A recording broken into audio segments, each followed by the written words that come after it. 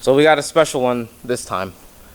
Something informative, something hopefully of value to the community. As you saw, this car has something of a defect, and we have to fix it. The parts that should have came on this car from factory are sitting here on the floor, collectively from places around the world. Now there are a few things missing, and we'll get over that later, but all of these things need to go into this car. So currently, this car runs beautifully. It runs perfect. It's on a Power FC. We did a simplified sequential setup on it some time ago. We tuned it, and the graph is literally perfect. Almost as if it was generated by AI is how perfect it is. This car runs great.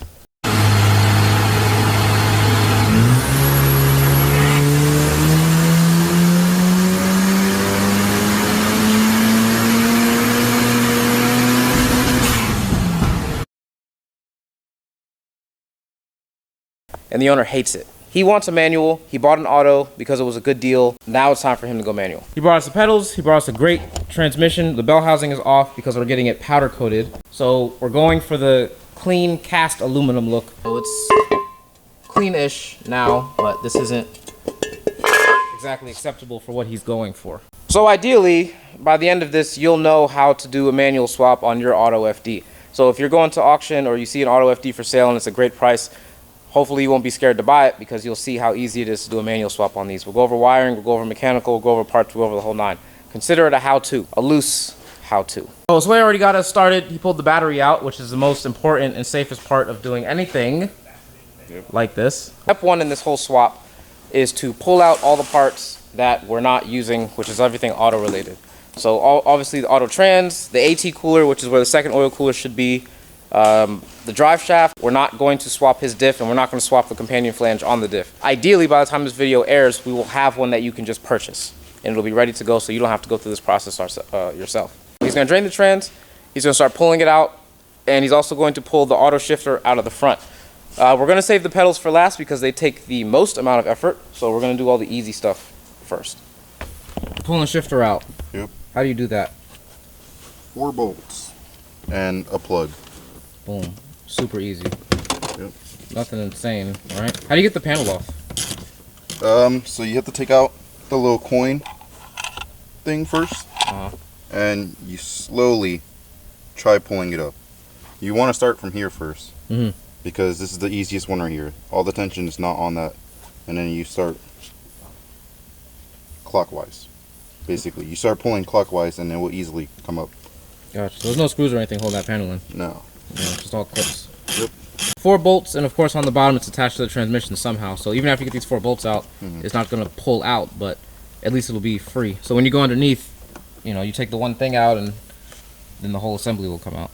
Got the drive shaft off, exhaust off, shifters out fully. Disconnected the starter and took it out. You do have to move down the transmission lines though to be able to freely take out the starter. Like take them off completely from the thing? No, just unmount them. Oh. And over here too, yeah. So you're gonna drain the trans, unbolt the torque converter from the flex plate, and then all the bolts that hold the trans to the motor. Oh, and the power plant frame, and then and the harness, and then we'll be able to drop it. So we have some tips and tricks. A lesson learned, maybe. Maybe. How do we advise people? Get a bigger oil pan thing, because it was, yeah. All right. Yeah. Cool. So that's what the inside of an Auto FD trans looks like. Standard. There's your filter. It looks exactly how most Auto transes look. There's the inside of the pan. It is very deep. Like, really deep. Probably holds a lot. There's a magnet in there. Right there. Magnet looks good. Everything in this car looks good. Alright, so what do you say? Just have a bigger pan ready? Yeah, just have a bigger pan, because it kind of, if you just try to tilt it out on one angle, it's just going to go everywhere, no matter what. So once you crack it, it just starts spilling. Oh, so this was never going to work. Yeah. This was a setup. Yeah, when you drop the pan, have a large enough surface area to catch everything, because Josue says all of it's going to go on the ground, and then you have to mop the whole shop after mopping the whole shop. One of the things you have to deal with is the AT cooler, which your Auto FD will have. It's right there. It lives right there just like that. So to get them off, clamps, slide them back, done. Mount points, there's one there. There's another one there on the front cover. In case you didn't know what that threaded hole was ever for. For the manual people, it's for that. That's where that goes. Then there's another one that goes through the sway bar, or not sway bar, through that cross brace mount situation. That hole right there, there'll be a nut there for that to come off. Then, very important, you have the two additional cooler ports that go through the radiator. There'll be one there, and then the other one, of course, is there. Super obvious, super easy to get to. Then it also mounts here on the side of the block where that ground is. There's a stud sticking out of it there, so you can see that mounts there. And then, of course, two slip-on barbs there, and then the whole line assembly is free. So to get the cooler out, you have a mount point there. It's very similar to the regular oil coolers because it pretty much is. And then you have another one up here that you can get to from the bottom if you're persistent, but there's no reason to do that. What you'll do is you'll lift up the headlight, which is right there, and then boom, perfectly accessible. Then you have another one right there, which you can get to from the bottom as well, super easy. Or just lift up the headlight, and you can get to all of it from the top, except for that one. This one here, which is actually, you need it from the bottom. And then once you get them off, you'll push this up and wiggle it out. All the bell housing bolts are out with one exception that we're going to lower it down and get to from the top. And then the trans will be ready to come out. So we're also gonna do a surprise fuel filter on this. I don't know what that is or where it came from, but it's not OEM, so it doesn't need to be in this car. Boom, brand new OEM Mazda filter with Mazda tape on it. It's not even open yet.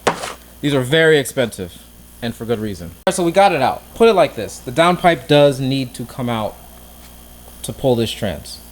We did it without doing that, but you will pull your downpipe. Keep in mind, there are 3 bolts on top. 2 right here, and 1 pretty much right here. There's 3 bolts up top. Don't miss them. Don't miss them. And then the trans just comes out like same as a manual. Put a pry bar in here, pop it back, boom, boom, and down. It is very heavy. Don't let the torque converter fall out and kill you, but it is very heavy. Also, the dipstick, so dipstick is 2 pieces. This upper half here is bolted to the back of the upper intake manifold. When you unbolt that, you can just pull this piece out. This whole section will come out, and it'll be like this, so you can actually remove it. So there are pieces of the harness and stuff that are routed in all sorts of ways. Just pay attention, and you'll find them. You'll see them all. And then same thing with the AT cooler lines that are bolted to the trans and everywhere else. You'll also just pay attention and get those out as well. So now we're at the stage where we're going to remove the cooler lines because of course the cooler is out, and we're going to put the flywheel on, which he has a brand new OEM flywheel. Look at that. The counterweight and the flex plate are off, which gives us a bare back engine. Something strange is how clean the back of this motor is. The rear main, the E-shaft, the tension bolts, the back of the motor itself, everything just immaculate. The lines came out. I see they came out in 2 pieces, so that means you had, oh. No, I just cut the hose. There you go. I didn't have to cut any of the hard lines. So 1 cut there. That's the cooler itself. Cooler mounted there. That's where the sway bar area is. This is the thing for the crossover, what you call. So it's like that. Alright, yeah, so now we're standing behind it. So I'm the auto trans right now. It goes this way and cuts that way and then goes to the cooler. So 1 cut there, and after it's unmounted, that piece will come out and this whole piece will come out and that whole thing can go in the trash. Easy, easy, easy. No need to fight with it. Then it leaves you with this whole area here for you to put a second cooler if you so decided or whatever. So when pulling the cooler out, the bracket that's attached to the chassis, which is this one here, it's dark, but oh, there it is. This one here, you don't need to pull the reservoir out, which that's what this is. This is the coolant overflow reservoir. You don't have to pull this out to access this. If you just push it with your hand, it will swing up. and it's not like anything. And then when you take it back down, the nut basically torques itself. So you just do that, and then you can pull the cooler right out. It will leak forever unless you mount it on its back. And this is an FD torque converter if you've never seen one. It's huge, massive. There it is. That's what it looks like. Well, the seat did have to come out, and the seat comes out because you have to work under the dash. As you can see, all the pedals are already out, and there's the brake pedal there. Walk us through how to get this brake pedal out. You gotta take the steering column off, or the brake booster. Okay. One of the two. Well, it's a lot easier to drop the column, I imagine. Yeah, it definitely is. Okay. So what? You drop the column, you pull all the panels off and everything, you drop the column, then what? You lower the column, you pull it outwards, because the only thing that's really stopping it from coming outwards is the column right here. So these bolts are here, there's a bracket that goes right here, and you can't pull outwards because this goes in, like inside the bracket. So the bracket is connected to the column, lower the column, it would slide it out. It's simple. Cool. Alright, 4 nuts right here. This is where the brake booster pops through. And there's a plastic nut right there. Oh, a plastic nut. Then the fork for the rod for the brake master. 4 nuts for the brake booster. And that comes right out. Gas pedal is pretty straightforward. It's just 2 nuts, right? 2 nuts in the cable. Yep. Comes right out. And of course, clutch pedal doesn't exist, but there is a block-off plate, a factory block-off plate that's there that you just, you know, go up under there and pop out. And the little paper gasket that's supposed to be there is already under it, so you don't have to worry about that. So when you go to put everything back in, it'll just kind of, everything will just go in the way it's supposed to. That's on the firewall from factory, and it just sits through with the 2 nuts and I guess 3. There's a plastic nut that goes on here that just seals it from the center, basically. So just to put perspective, it came out the car just like this, in this condition, essentially brand new. To give you an idea of what it looks like everywhere on this car, it's an excellent car, excellent condition car. And put it like this, the pedal sets don't look like this in your car. I'll pretty much guarantee that. And Josue's out here, and he is painting the donor pedals because they don't quite match the condition of the ones that came out. In the meantime though, the clutch is ready to go on. Hardware for the pressure plate is M8 by 1, and it is a 20mm length. If you don't want to buy the OE bolts, which I think are like $7 or so each, you can get these from Advance. Your part number is 876420, and you need 6 of them. And you also need split washers to go underneath them. Also, in the meantime, he wants all of his cockpit panels to be redone. Something unrelated to the manual swap, but just wanted to mention, since we're getting all his panels redone, getting them out and then getting them fully disassembled and pulling all the little pieces and parts off of it, to get everything down to this stage where it's just, you know, raw piece, crazy work. Crazy work. But you can see the finish on them is not so fantastic. No explanation as to how this happens. It looks like a bunch of BBs, hot BBs, landed on this and melted. And then of course this piece here, the gauge face itself is not that great. So now, with the auto, because there's a torque converter there, what you don't have is a pilot bearing. The Exity kit comes with a pilot bearing, so we're just going to use that. You could use the OEM one if you want. You could use the Exity one. I don't think it matters a great deal. What we're gonna do is we're gonna get some 1000 grit or 2000 grit, and we're gonna clean out the bore a little bit because it is a little dirty and a little bit not what we want. And then we're gonna grease this some, and then we're going to stick that in there until it is right past that recess there. If you can see how it bevels in, we're gonna stop once it's flush with that recess. If you do use the pilot bearing seal, then this will need to go back a little bit further than that. The seal pretty much sets the distance of how far back this is. If this is too far forward, the input shaft will basically bottom out on this before the bell housing bottoms out on the motor.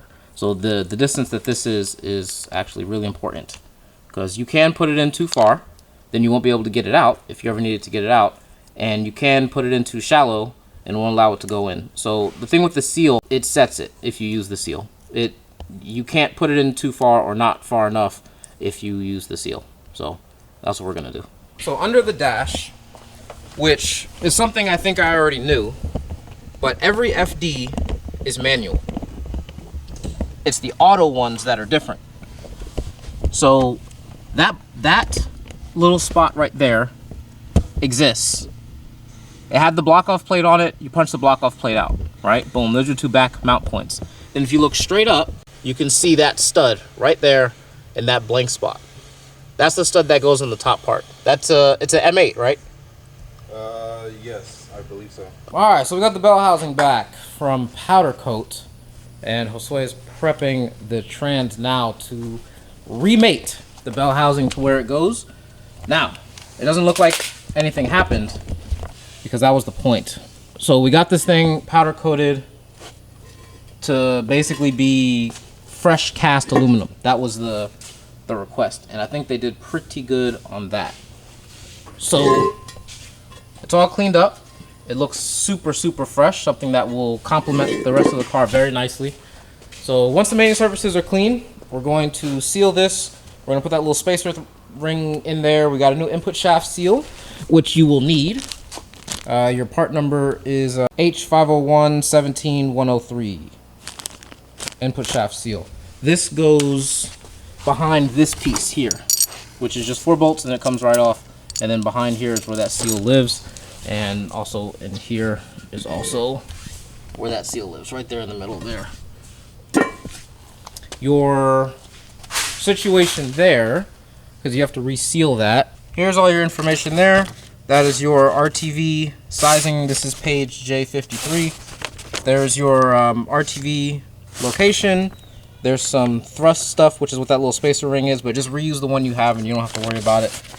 There's your torque value for all of the bell housing bolts that hold the bell housing on. There's your torque value for that.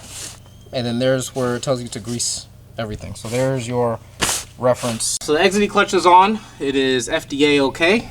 It's installed. We got all the bolts in, flywheel's on, brand new stock flywheel, so on and so forth. Everything back here is all prepped. So once the trans is ready, we'll be able to throw that up. We are not replacing the auto diff with a manual diff. So the flange here, normally you would replace this flange with the flange from a manual diff, but we're not doing that. Instead, what we're going to do once we put the trans in is we're going to take a measurement so that we can go to the drive shaft shop and have them basically modify the AT drive shaft to work with this. And new fuel filter is installed. That bell housing, it's just so, yeah. This is the conditions we work in for you guys, which is insane. But anyway, so bell housing looks beautiful. It's on. We got a good splooge all the way around. It's nice and clean.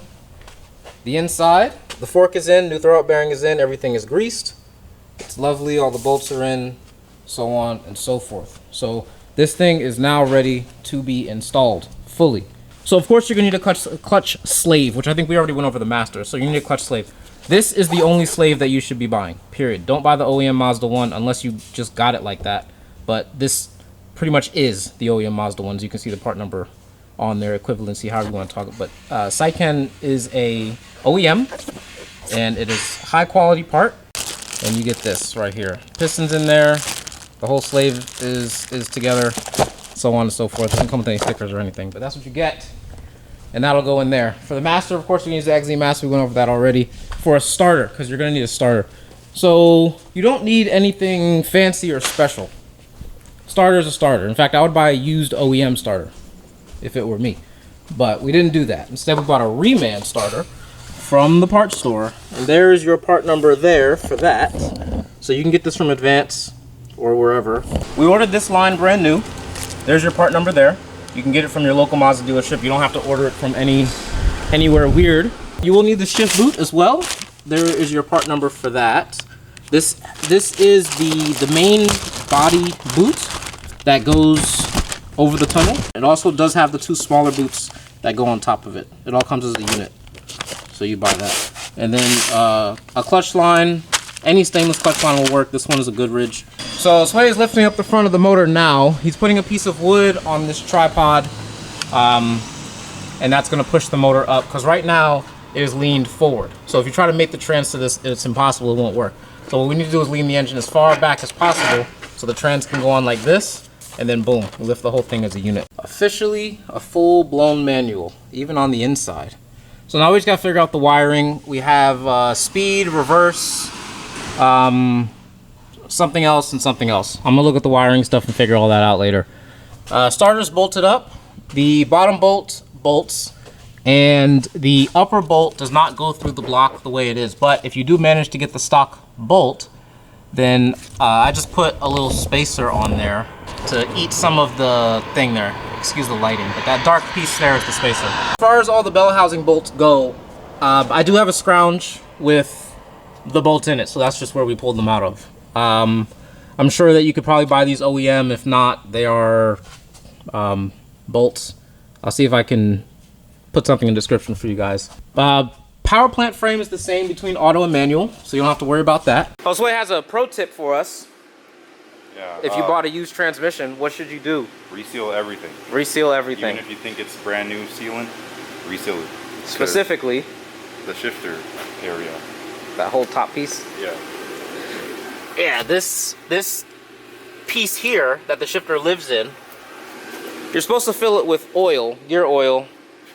Not fill it, but you're supposed to put some gear oil in there. You're also supposed to grease the thing and do all sorts of different stuff.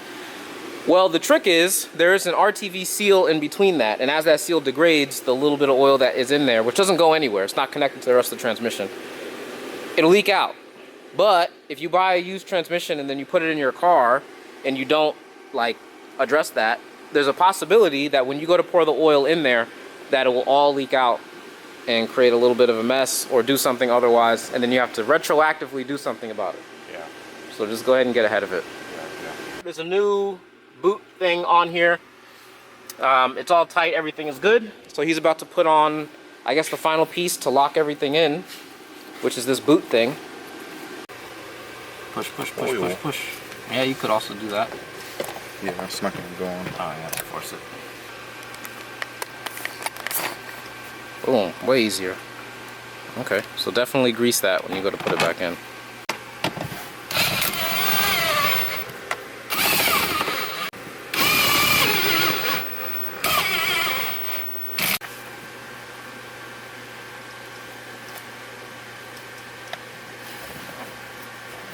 So we went ahead and installed the slave.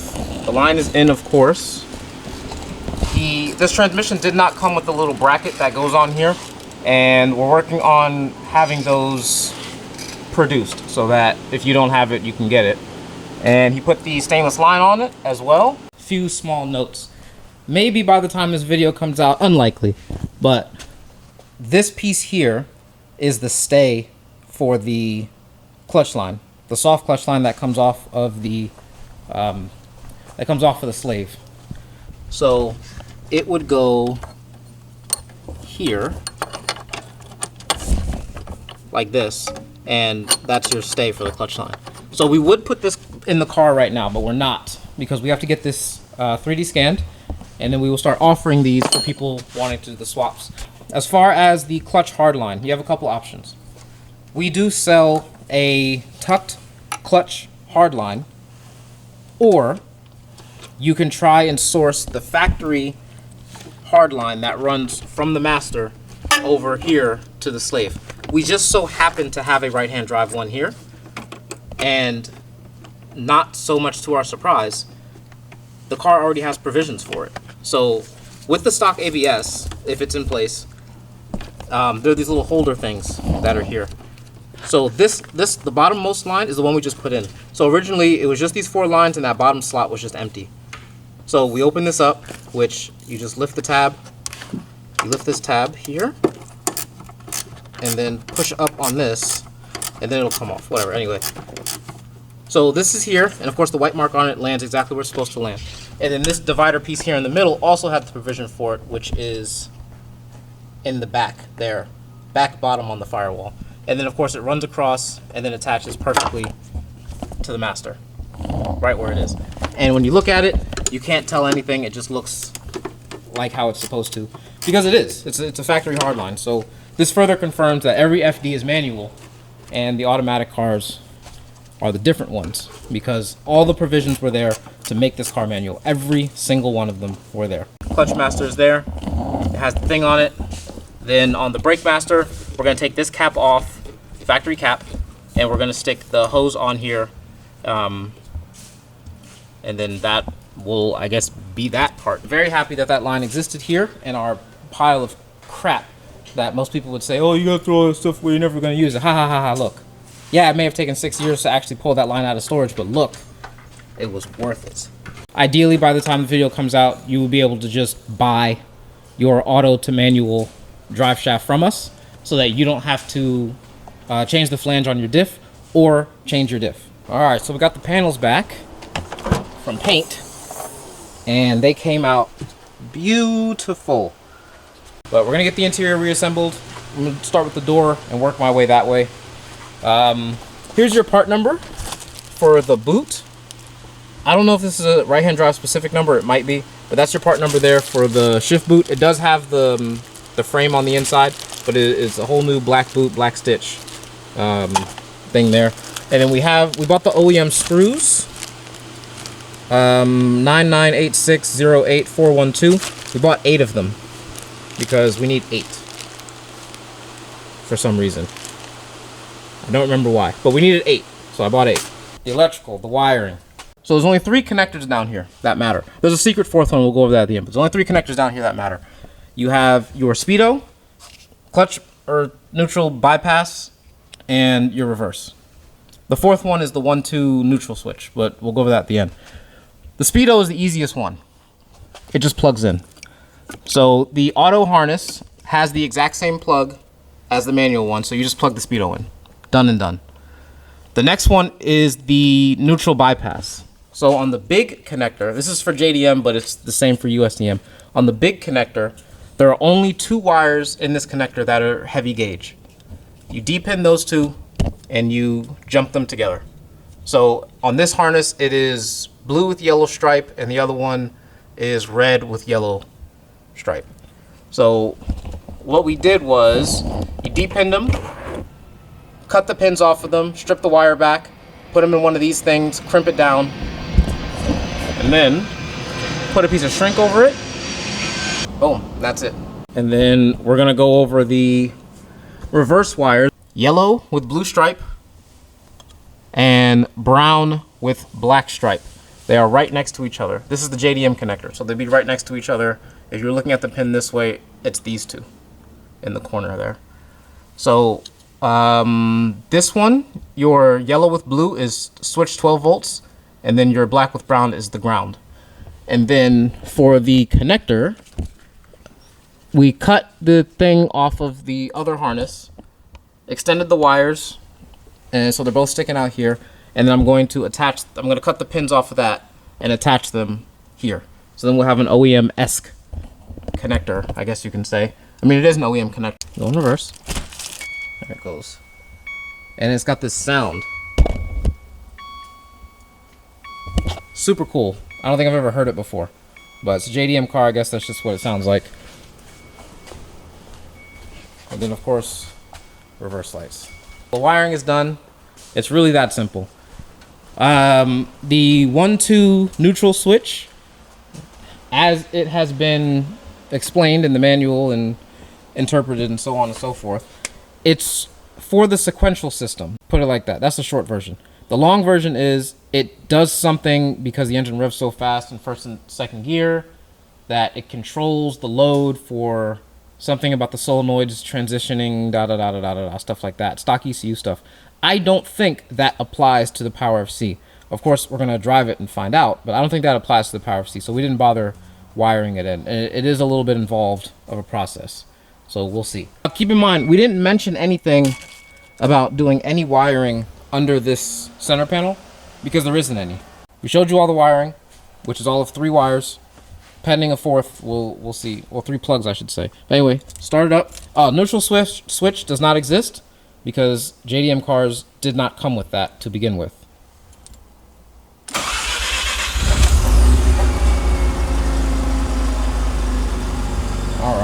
So tack doesn't work.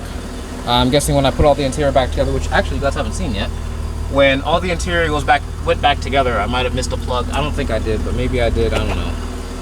But we got all the panels back from the place that we sent them to, and they came out just beautiful, absolutely gorgeous.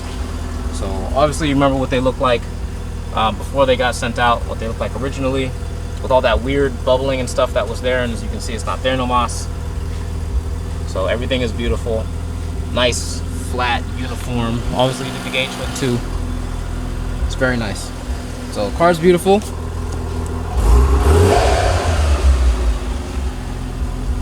We're vacuum this last little bit here.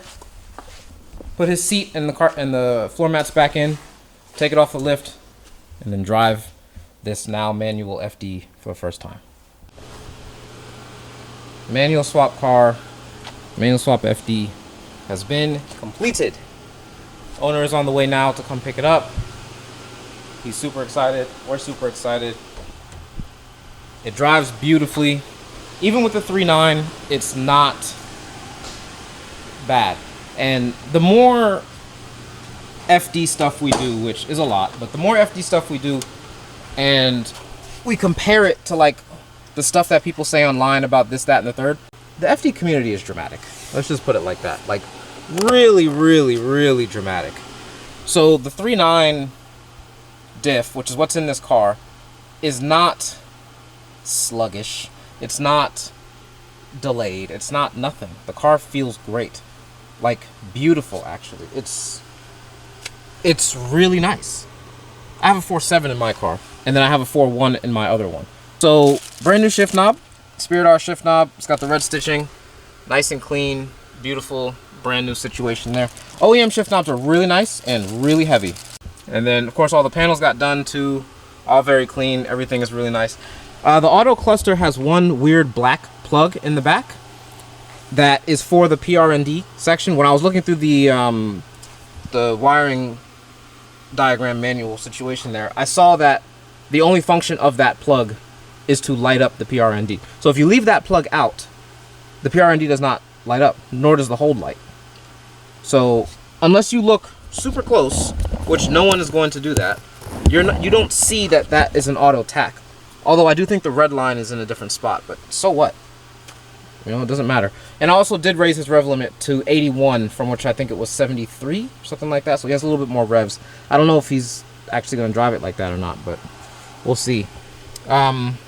This clutch does have a 1,000-mile break-in. I advise all my customers do a 1,000-mile break-in on the clutch. Is it necessary? No, 1,000 miles is not necessary, but it's what I want. But yeah, he's on his way. We're going to go for a drive, and then this thing is going to go home, and he's going to live his best life with his manual FD with refinished plastic. So it's basically a whole new car for him. Very exciting.